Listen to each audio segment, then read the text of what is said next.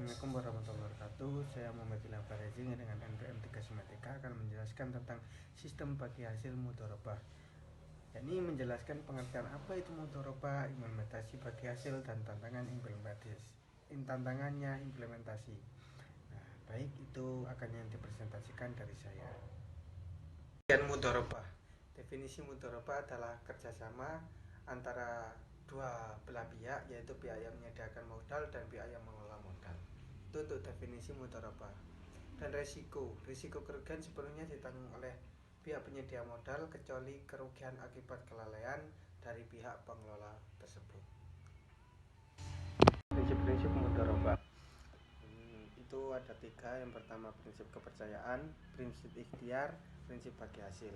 Nah, untuk prinsip kepercayaan, mudharabah didasarkan pada kepercayaan antar pihak penyedia modal dan pihak pengelola modal. Dan untuk prinsip ikhtiar, pihak pengelola modal diwajibkan untuk melakukan ikhtiar untuk mengelola modal secara optimal demi memperoleh keuntungan yang sebesar-besarnya. Dan untuk prinsip bagi hasil, ini keuntungan diperoleh dari hasil produksi dan dibagi antara pihak penyedia modal dan pihak pengelola modal sesuai dengan kesepakatan awal.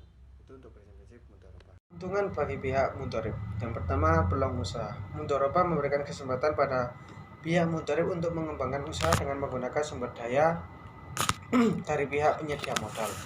Terus yang kedua, keuntungan finansial. Pihak mudharib berkesempatan untuk memperoleh keuntungan yang lebih besar daripada hanya menggunakan modal pribadi.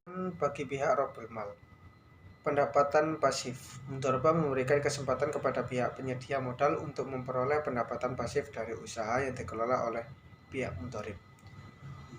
Untuk resiko terbatas, pihak penyedia modal hanya menanggung resiko kerugian yang ditentukan sebelumnya dan tidak terlibat dalam pengelola usaha.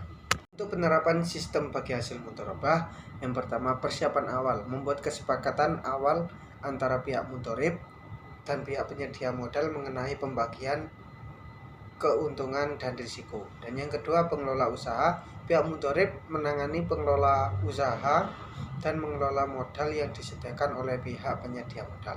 Yang ketiga, pembagian keuntungan. Pembagian keuntungan dilakukan sesuai dengan kesepakatan sebelumnya. Dalam implementasi sistem bagi hasil mudharabah, yang pertama komunikasi, yang kedua manajemen risiko, yang ketiga penyelesaian sengketa. Untuk komunikasi, kurangnya komunikasi yang baik dapat menyebabkan kecurangan dan ketidaksepakatan.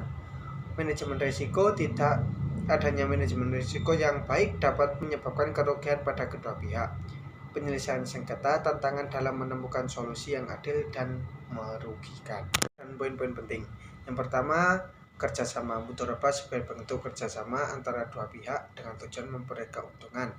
Kedua, kepercayaan. Kepercayaan adalah hal yang sangat penting dalam mudharabah karena mengarah pada kesepakatan yang saling menguntungkan.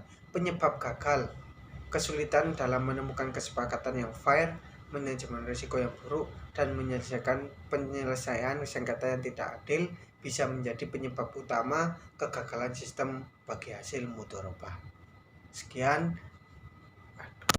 untuk presentasi dari saya, Muhammad Ilham Farezi. Kurang lebihnya mohon maaf sebesar-besarnya.